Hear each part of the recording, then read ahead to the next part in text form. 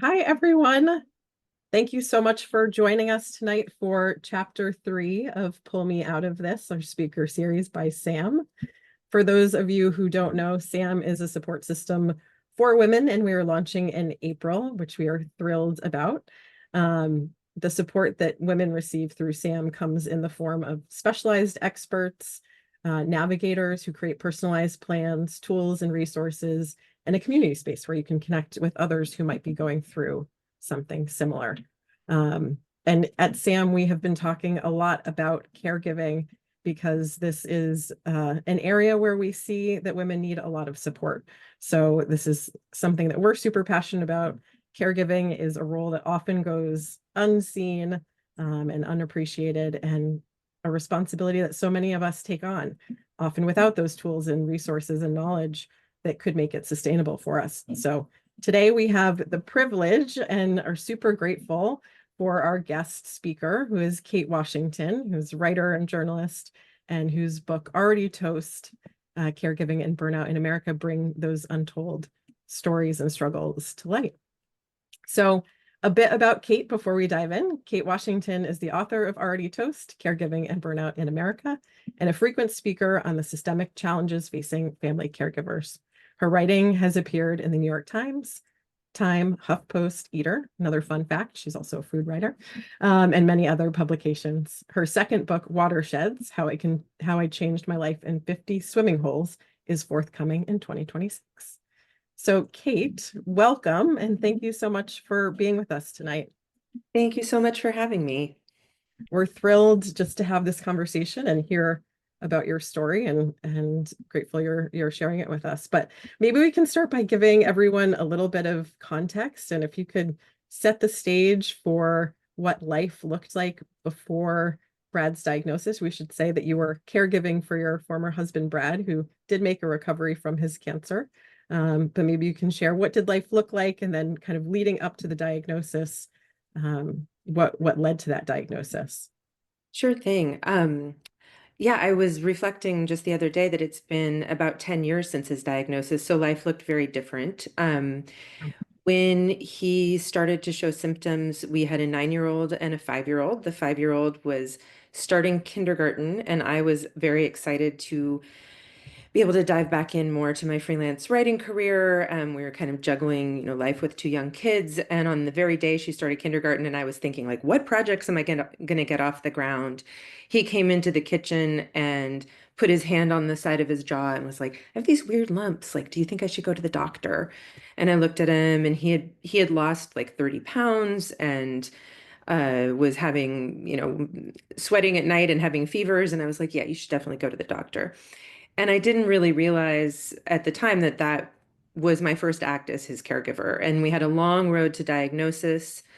Life changed kind of slowly. And then all at once, when he started to show, even more active symptoms of cancer. At first, when he was diagnosed, they thought it might just be a watch and wait kind of situation. It was lymphoma. There are many types, and some are like that. But it proved to be very highly aggressive. He had chemo. He relapsed very quickly. He went on to a bone marrow transplant that was really devastating in his side effects and complications. And he spent 4.5 months in the hospital, lost his vision, lost the ability to eat, to walk, and came home just needing literally round the clock care. When he came home, his doctor said to me, he needs 24-hour care. He can't be left alone even for a moment. You need to have eyes on him all the time. And I said, that's literally impossible. I have to sleep and I have 2 kids. And, I'd already been caregiving for over a year at that point. And really, then he looked back at me and he's like, well, usually family steps in and it works out fine. And that moment really kind of galvanized me around this issue of caregiving, and was probably the moment that led me to write this book about the challenges that family caregivers face. Oh, I was just going to say, I appreciate that. Sorry, I have a little cough. So oh, for the audience, sorry. so many stories about people are about the patient and the person who's ill, hmm or unwell. So thank you for sharing your story, and really making the caregiver the focus. I'm Thank curious, what aspects of caregiving would you want more people to understand? I think there are really two, and they're kind of interlinked. One is that you're not alone as a caregiver, and I think a lot of caregivers feel alone with their emotions, with their struggles. Often those emotions can be, challenging. There can be anger and resentment at the way this has taken over their lives. There can be guilt about, not being able to devote as much time as they might want to caregiving, or having the pressures placed on them. And I think a lot of people feel, shame and isolation around that. And it's really, really challenging. I know I certainly did. There's just immense pressure and kind of this model of the self-sacrificing caregiver, which I think, and we can talk about this Yeah. later, is all tied up with gender norms and our culture around gender. And, women, I think, especially need, help and coaching to let go of some of these feelings. But the other thing is, and the reason, so to say that, like, those feelings are normal, and as are, wanting to care for your loved ones, that, we all want our loved ones to get the best care, and yet that often comes with a really unsustainable burden. And so the second issue that I really always want to point to is that caregiving is not just an individual issue for individual families to deal with. And if individual caregivers feel like they're drowning, there are systemic reasons for that. Our healthcare system does not offer adequate support. People are sent home, as my ex-husband Brad was, so ill that they need eyes on them 24/7, or people are, in a long decline at home, or there's not adequate care or funding for them to get, in-home care that might be needed to make provide respite for family caregivers. And because of the gaps in our healthcare system, in our insurance coverage, those things fall on families, and the effects can be really devastating emotionally, financially. It can affect physical and mental health of caregivers, and it can affect the outcomes for patients. So when I talk about this, it's not just bad for caregivers, it's bad often for the patients as well. That if there's not adequate care at home, that can lead to, more infection, more bouncing back to the hospital, all kinds of negative outcomes, that are really, sad to think about. And at the same time, even though we want the best care and we don't want those outcomes, those of us who are in intense caregiving situations, or have been in intense caregiving situations, know that, the system often is just not listening about how hard that can be. Yeah, there's so many themes that you touched on that I'd love to loop back to actually. One being just how isolating caregiving can be. I think this is something that we heard a lot as we did interviews and focus groups. And I'd love to hear kind of what your experience was and how it may have changed your social interactions or social circles and people you interacted with, and what did that look like for you? I mean, it changes things so much, I think, for so many people. And for me, both, I felt really removed a lot from my friends, my social circles. I had young kids. It was mostly like an elementary school pickup kind of social thing. And, I would see people and we would chat, but, we were an active couple, like having dinners with friends and going out and everything. And that suddenly was just completely gone. And I didn't have time to go out. And then if I did make time to, like, go see friends, I felt really distant from their concerns, and believe me, I love a good, session of petty complaining, or or anything, but it didn't land with me at that time because I felt so different from what everyone else I knew was going through. And that was often really hard. People who don't understand it, who haven't been there, can, unintentionally, we all have a hard time saying the right thing when our friends or loved ones are in tough situations or in grief. And, then things land wrong because you're tired or burned out, or, just irritable that day, or you've been up since 4 a.m. doing laundry because,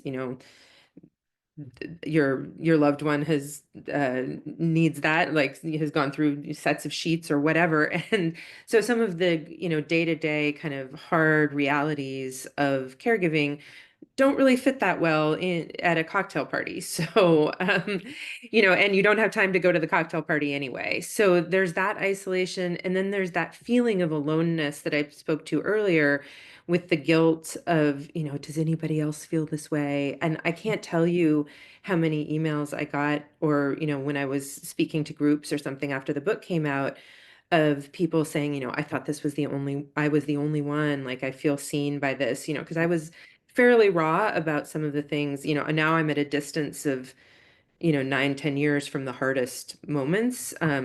But a lot of it at the time was very raw. And so I sometimes felt like I was not like fit for mixed company. Like I could not be let loose because I did not know what I would say or how I would feel. And then I would come home and feel sad and distant. But at the same time, like a lot of community rallied around and did support. And I think those things, that when you can mobilize community to give you the support you need, or when somebody else mobilizes your community on your behalf, that can really help with those feelings of isolation. Yeah, and I think community is such an important piece. And I hope that people out there who are going through this experience have communities that would do the same, because I think that's such a critical, and we heard that time and time again, that it was the friends who were rallying for the individuals to really take care of the Hmm. caregivers. Hmm. The other interesting thing that you kind of touched on a little bit is, and we heard this again time and time again, but is grief, just kind of the topic of grief. Um, it's deeply woven into the caregiving experience, and in so many ways, it's not necessarily even about, for some, it may be about the actual loss of a loved one, but it's also about the shift of relationships and the shift of expectations of what was to come in the future. And so I'm curious for you, kind of how grief was interwoven into your own experience. Oh yeah, that is such a deeply layered question, and I'm sure, so many people hearing this will identify because so many people have had caregiving experience or seen it up close. Um, you mentioned the loss of the relationship, and for me, when my spouse was very severely ill, I did not have my support person, because I needed to be the support person, and then there was not somebody else standing by. And of course, I had friends and family I could lean on. But the grief of the loss of that connection was, really profound. I watched my children struggle with, grief over both the loss of like access to their dad. When Brad was in the hospital with his having his stem cell transplant, it was 4.5 months. He was very severely immune compromised. Children were not allowed on the floor, and he was too sick to like FaceTime or even have a phone call. He just was, barely able to be alert and aware. And it was really hard to watch. And there was no way for for our daughters to see him. And at a certain point, I realized that I was having anticipatory grief that kind of separated me from him because I was like walling myself off, almost getting to be like robot-like. And that is one of the signs of caregiver burnout that I, talk about in the book, and I'm happy to talk about later if we want to get into that.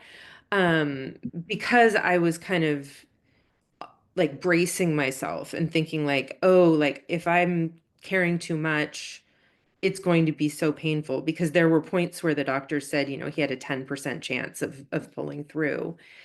And late in his hospital stay, I actually really advocated strongly for the kids to be able to come in and see him, which was hard in its own way because he had changed so much since they had seen Yeah. him.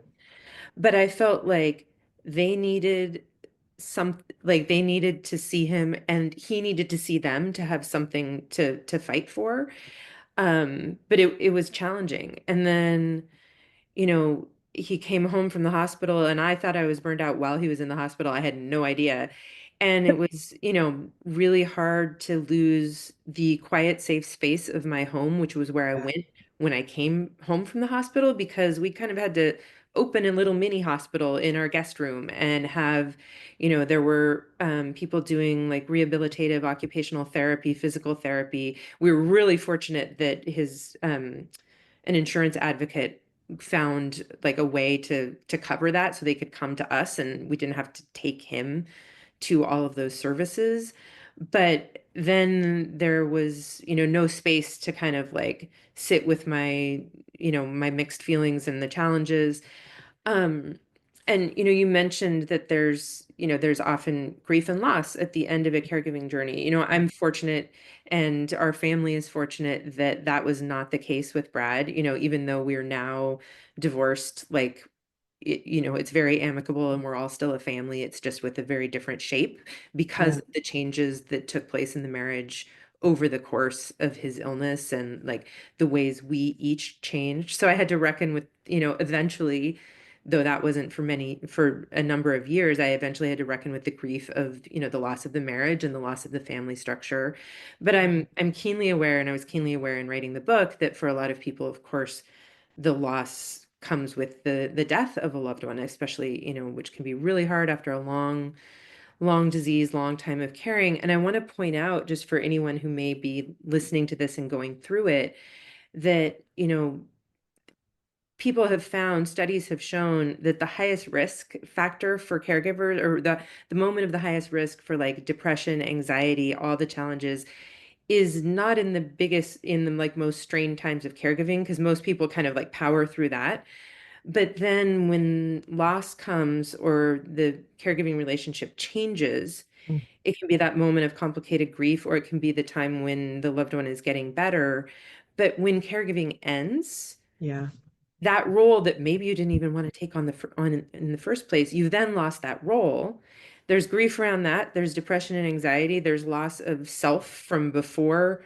You've kind of lost touch with who you were, as well as with the relationship, whether it's with a parent because of the role reversal between parent and child when the child is caring for the parent, or spouse, or, with other family members. It always changes the relationship. So, um, at that time of transition out of caregiving for whatever reason is a real time to be attentive and careful about, how am I feeling? How am I processing a lot of emotions that I may have delayed processing during the time of intense caregiving. I know I wrote in my book when that I felt when I was caregiving that I didn't have time to cry, because if I sat down and started to cry, I might never stop and never get up again.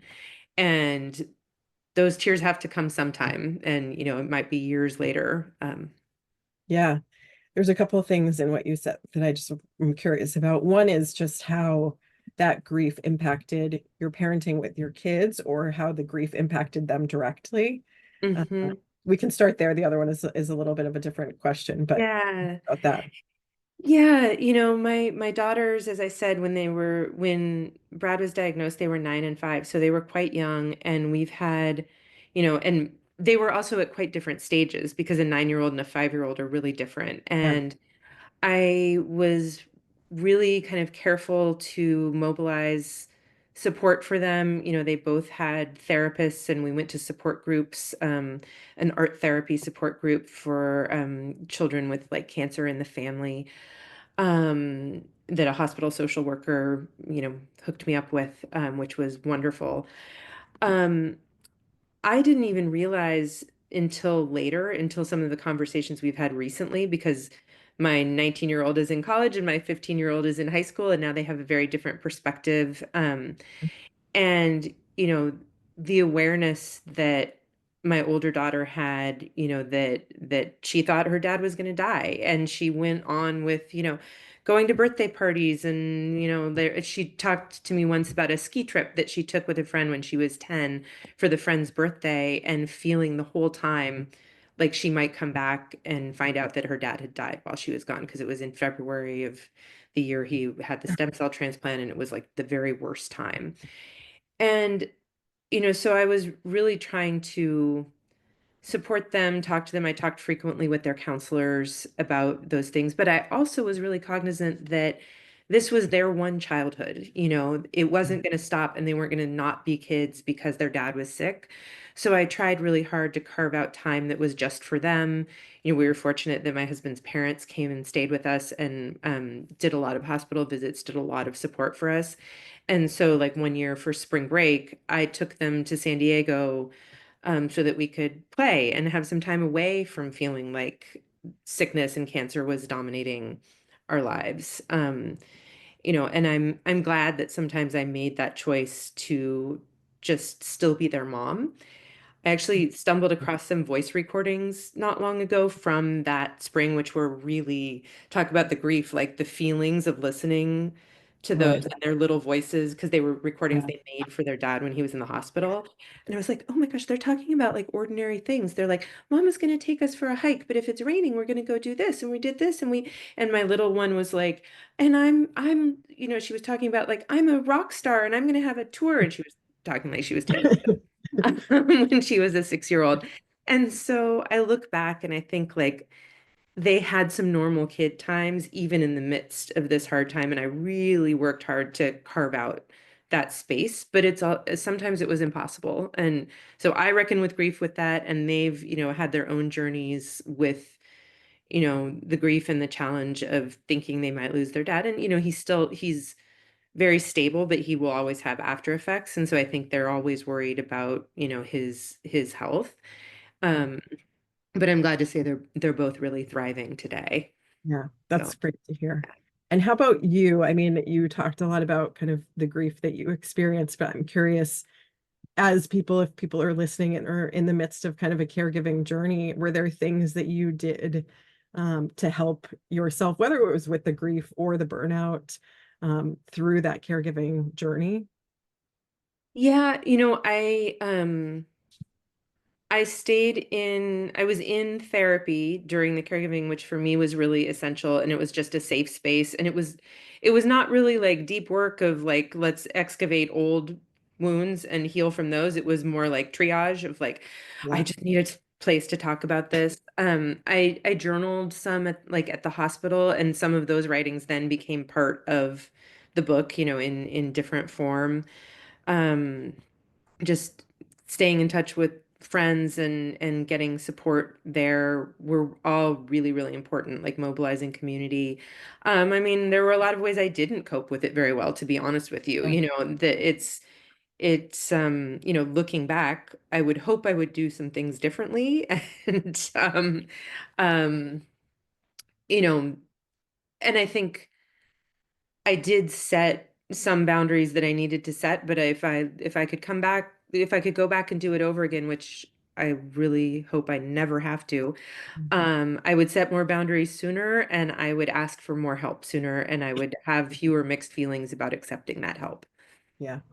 I'm sure a lot of people feel that way in retrospect too. It's such an overwhelming experience that it's Mhm, hard to find the right tools in the moment. mhm. So hopefully your advice will sink in with others and we can help some women too.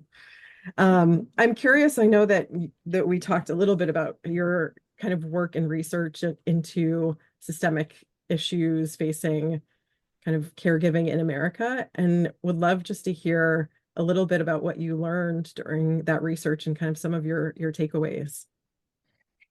Yeah, I mean, I did a lot of looking into kind of the facts and figures surrounding caregiving, because I really didn't want my book to just be just narrowly my story, because there's so many ways that caregiving can look and so many stories out there.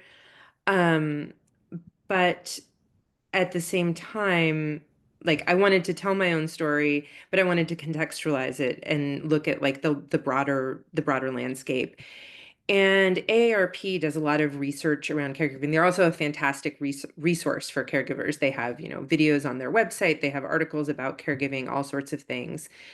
And they come out with a Caregiving in America survey every 5 years. So when I was researching, I was looking at 2015, and then I updated it to the 2020 because that was released while the book was in editing. And so I'm expecting that there will be a new report out, sometime this year. But the 2020 figures were that there are, 53 million Americans who are adults providing care for another adult. So that doesn't even count parents of, ill children or things like that. But 53 million, like that's a sixth of people. That is an enormous number of people. So just that alone just kind of blew my mind, that like we all kind of need to be preparing for caregiving as a life stage if we haven't already been in it already, or preparing to be cared for, one or the other, and sometimes both. And the thing I think that ended up shocking me the most was, two things the demands on caregivers. I think their survey showed that the average duration of caregiving is 4.5 years, and the Mm, average time per week is 24 hours a week. That's almost a full-time job. And many right. people are doing full-time jobs and raising children because they're in the sandwich generation. And like just the sheer demand that is kind of almost casually placed on caregivers. You go with your parent who's having trouble remembering things to a one appointment, and the next thing you know, it's full-time commitment, or as I said, like I say in the kitchen, yes, I think you should go to the doctor. And the next thing I know, I'm at doctor visits and hospital bedside and rushing, my husband to the hospital, to the ER on a Saturday night. And then it's, off kind of to the races, which is not a great metaphor, um, but also the financial burden and effects, the ways that this can just really devastate families. And, part of the reason that I wanted to do that research and wanted to include that is because, I know I was really privileged as a caregiver. I had resources, I had family help. We lived a mile from a transplant center and from a major cancer center, so that like I wasn't, driving 3 hours for every appointment, which is the case for a lot of people. I had the education and the background to be able to understand even what the doctors were saying, or to be able to communicate in a way where I hoped they would respect me and respect the questions and advocacy I had. And so I wanted to look at, and still, it was so hard for me and so hard for our family. And so I wanted to look at how this might be affecting all kinds of other families, because it's also the case that it falls disproportionately on women. It falls disproportionately on women of color. People of color tend to enter into caregiving younger. People with lower socioeconomic status are, of course, more financially burdened by the illness of a loved one. So there's just so many issues that are interlinked. And I think, my book came out in 2021. So as the pandemic, just as vaccines were starting to come out. But I think the pandemic, highlighted in a lot is so many ways, like how essential caregivers are, because when we saw like that caregivers couldn't go to the nursing home and visit, or couldn't be there advocating, I think that threw the issue of caregiving into really sharp relief. So for me, it was it was the timing of that and being able to talk about that issue, in the middle of a time when it was so raw and so present for so many millions of people, was a real privilege. Yeah. You also gave an interesting example, just even about medical responsibilities being shifted to caregivers. So it's like Hmm. not even just that they have the responsibility, but even certain responsibilities that used to sit within a medical space were now given to caregivers. So the intensity of the experience has increased as well, which I thought was fascinating. It really, really has. And I think that's like over the last generation, 30 years or so. I think it's interesting because I think that's also in part because so many there have been so many medical advances where people survive to need more care, and the medical system hasn't really closed that gap of like, how do we give the care to the people we've saved? And like, Mm. it's amazing that people's lives are being saved. But then, like, I was sent home the first time Brad was sent home from a hospitalization. They were like, so you'll be giving him IV antibiotics in his PICC line. And I was like, I will be what now? Like, I am not that kind of a doctor. Yeah. Like, no, thank you. And it was actually kind of terrifying, and they had Yeah. a traveling nurse whose job it was to demonstrate these medical procedures come and like 20 minutes bedside to show me how to give me the little acronym SASH, saline, something, saline, like how to do a little flush. It's been 10 years, so I've sort of forgotten what that was. But people are being sent home to do wound care, to do catheter care. I did IV nutrition when Brad came home from after his stem cell transplant. The like intensive medical tasks that are just sort of like casually handed out with really minimal training and also fairly minimal support Mhm. are, I think, a real shock to a lot of people and particularly to a lot of caregivers. Yeah. And so I'm curious, I'm looking just at the time because I know we're going to start to get some or hopefully get some audience questions. And I want to get to kind of this idea of self-compassion and reclaiming joy. And there is such a high rate of burnout amongst caregivers. So curious, obviously, your thoughts on that, but it's taxing emotionally, mentally, physically. And kind of how did this impact you? And then how did you start to think about kind of coming out of that experience and reclaiming yourself? I mean, it took a long time. I would say the really intense years, it was probably 3, 4 years, and then I was kind of starting to come out of it, and then the pandemic came and that reversed our like put us back into a caregiving role because Brad, we separated in 2022. So throughout the pandemic, we were still together and, he's immune compromised. And so I was the interface with the world, but also very worried about that. And so I didn't really start to emerge from that. And I'm not sure I did it as consciously as I would have liked to, in hindsight. But I do think it's really important for caregivers to do, some processing around the lingering emotional effects that they may have had, especially, with more intense caregiving experiences. And for me, I kind of stumbled into this idea that is now going to be the foundation of my second book because I was about to turn 50 and I was looking ahead, to that milestone. I was 49, which is actually coincidentally the average age of the American caregiver. And also there's been research showing there's like a U curve of happiness in the life and the low point is like late 40s. And so I was sitting there, I was indeed at a low point. And I was also like, I am not happy with where my life is. Like, what am I going to do? And I wanted to do something to mark turning 50, but I was also kind of dreading it as a milestone. And I thought about, I grew up in Northern California, going out to, creeks, rivers, everything, and spending a lot of time outside.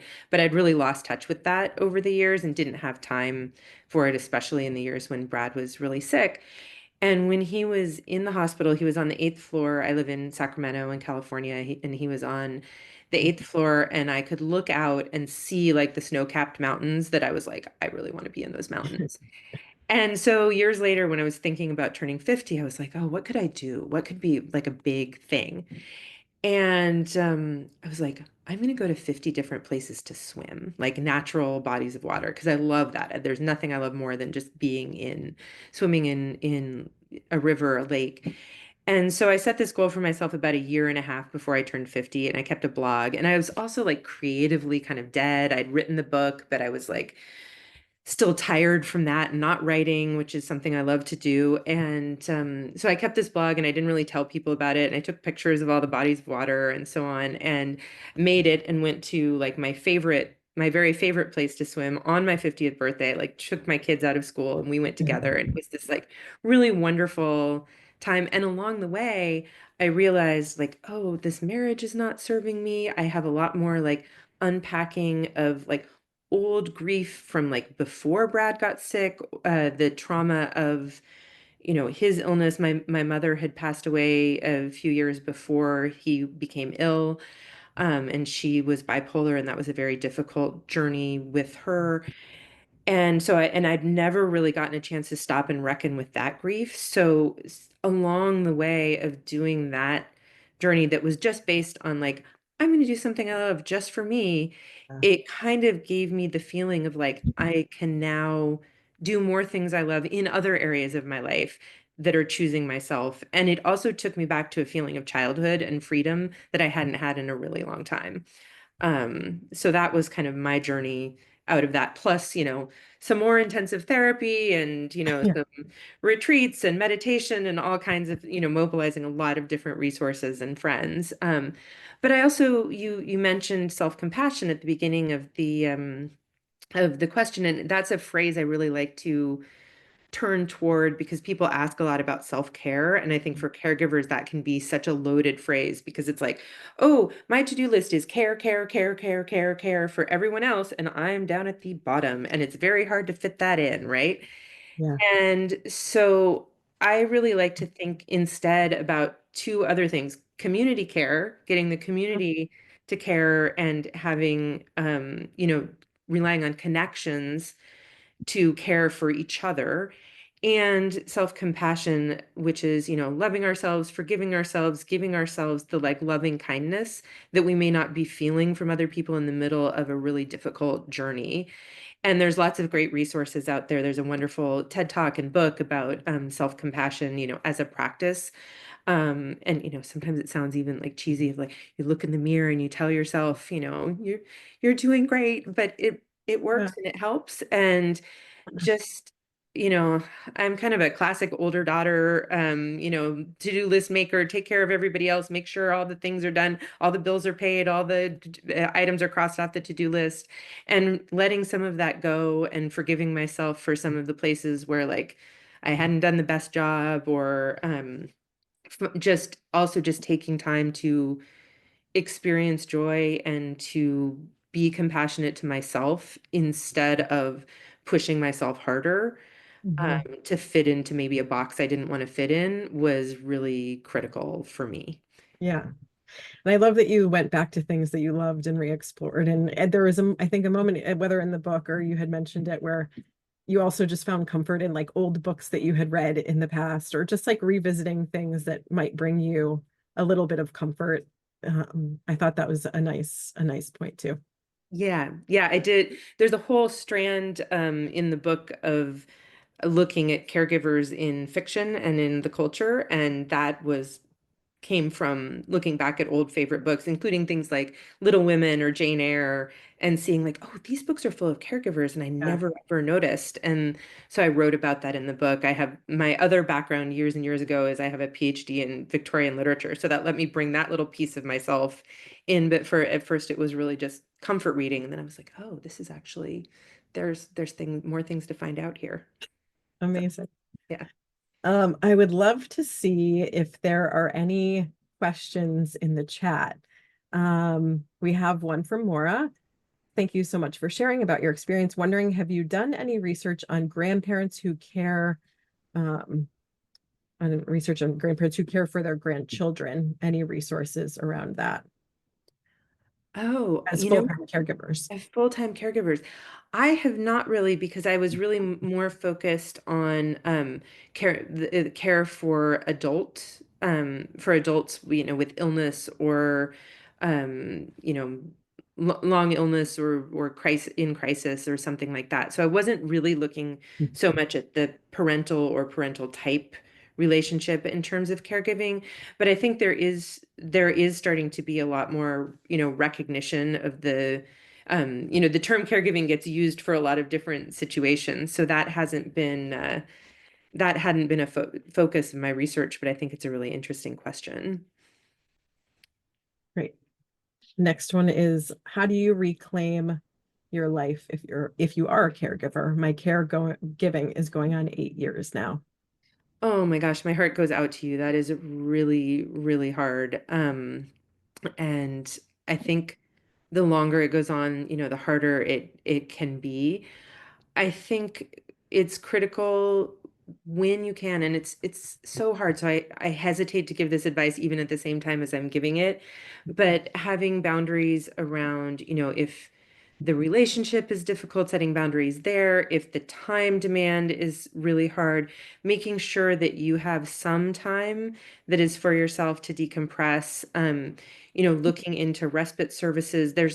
One of the really shocking statistics I found in my research was that only 14% of caregivers have access to and use respite services. So pulling those in wherever possible, and knowing that people can, there's it's okay to care for yourself as well as for the loved one and make sure that you're taking those breaks, including more extended breaks wherever they can be carved out. And I spoke earlier about the challenges around the my mixed feelings around the term self-care, but I think that that's become that phrase has kind of turned into like bubble baths and getting a massage, which I'm all for. But I think that like the true self-care of like meeting foundational needs, like making sure you're eating enough, making sure you're getting like some fresh air, a little bit of exercise, nothing major, but just like enough to stay feeling okay physically in your body. And then an area that I see and that I personally experienced the challenge of was sleep. And one thing I mentioned earlier, my older daughter is 19, and I've never forgotten something I read in a baby book. So 20 years ago now, when I was pregnant with her, that said, enough sleep makes everything better, and not enough sleep makes everything worse. And I've found that it's true in so many areas of life other than baby care. And wherever you can get rest, true rest, is critical, but it is so hard. So I always do struggle with answering that question, especially because it is the resources for caregivers to set those kind of boundaries are very very hugely depending on location, on what people have access to, whether what other family dynamics are, who can help, who can't, all of those things. So it's a really challenging one. We have a couple other questions in the chat Sure. too. What are the primary emotions you find caregivers need support with? Ooh, I mean, we talked kind of extensively around about grief, Mhm. but I think one that we didn't really touch on too much is ones that I think people struggle with a lot are anger and resentment. Yeah. And many, if not most, caregivers are not caregivers necessarily by choice. They're caregivers by necessity. And as I said earlier, we all want to have our loved ones get the best care, but we don't always want our lives to be taken over by it. Like at the time when my husband was sick, I was a freelance writer, but I had to stop work entirely. And, caring for him for a long time was more than a 40-hour a week job, on top of parenting and other things. And I'll be honest with you, I resented it. And like also, I was mad. I was mad that I had to do this. I was mad at the hospital system, the medical system for not providing enough support to us. And I was also, as you know, sometimes I was mad at him because he was stubborn or, all of the fights or challenges or, dynamics in our relationship that weren't great were still there while I was caring for him. And they were, made worse because some of the good elements, like going out and having fun together, were completely gone. And so those emotions come up a lot. And then there's the layered secondary emotion of feeling guilt or even feeling shame around feeling those feelings. So the meta emotions of guilt. So those are the big ones that I think are the hardest. But I'm here to say, like, they're normal and they're incredibly common. I mean, don't get me wrong, there are also wonderful things about caregiving. They can be very meaningful, and finding meaning in it and finding um ways to reframe the experience are actually critical to overcoming or to handling some of those more negative emotions. But those challenging ones are there, and they're really hard for people to deal with. Mhm. Thanks, Kate.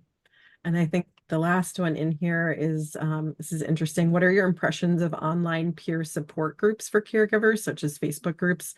Strikes me as a quick way to receive immediate care and support, but someone may not use those groups, know about them, or feel comfortable sharing vulnerable emotions with strangers online. In these groups, I also see people use the phrase, my watch has ended, when their loved one passes. And I'm curious to hear your reaction, impression of that framing of the end of the caregiving journey. Mm. I'll start with the end of the question about the Yeah. framing, because that's actually not one I've necessarily encountered because those support groups weren't as common when I was going through it. Um, And I'm not sure. I'm reacting in the moment to the phrase. I think it, like, if it's bringing comfort and helping people get support they need, then I'm kind of all for it. I'm not sure, it may land differently for others, but I think there is that feeling of like being on duty and being on watch duty that can be challenging, and you feel very responsible. So if folks are finding comfort in a phrase like that, then you know, and that's a norm in a group, then then I think it's kind of sweet. Um, I see I see the point about like anonymity and not wanting to share details, especially of like hard parts. And I will say I am somebody who literally wrote a book about the hard parts of caregiving and put myself out there in a way. And sometimes when the book came out, like as I was writing it, I had to sort of pretend like nobody I know will ever read this. And then when it came out in the world, I was sort of like, gosh, I wish it could be just for strangers and my family and close friends could be, prevented from reading this, because I was honest about a lot of things that, I might not bring up in a social situation, or talk necessarily want everyone to know. um but on the whole, I think online support groups, and there are places where it can be anonymous. Reddit is a place where people can be anonymous, for instance, and they have groups and subreddits for kind of everything under the sun. I do think that online provides a model, and there are also forums, things like that, provides a model for people to get support and some kind of connection and recognition and validation from people that they may not have in their, everyday out in the world life. And talking to somebody who's been there and who knows, something of what you're going through can be really critical. And in-person support groups, there might not be one in your area that is suitable for you. There might not be one that you can attend. Caregivers have a lot of time problems getting to something on time. um Especially if it's out of the house and a physical support group. So that had been a previous limitation that I think online support groups can really answer, but they may not be for everybody. And in that case, I hope people can mobilize other kinds of support. But I connected online with some caregivers kind of from around the world in like similar situations, and it was really helpful for me. We hope one day everyone comes to Sam for the community support. So, Yes. um, beautiful. Okay, I think that was the last question from the group. So I want to say a big thank you to Kate. Thank you so much for your time. I feel like there's so much we could probably continue chatting about, but this was a really helpful conversation, and I appreciate you sharing and with your honesty and vulnerability on the topic that I know is overwhelming. And but I think you're helping a lot of women by sharing the story. So thank you for that. And thank you so much for everyone who attended. Next week, we have chapter 4 of our Pull Me Out of This series with our guest speaker, Jessica Galika. So join us for that next week. And thank you for everyone for joining. Appreciate it. Thank you so much for having me, and thanks everyone for being here. Thank you. Bye-bye.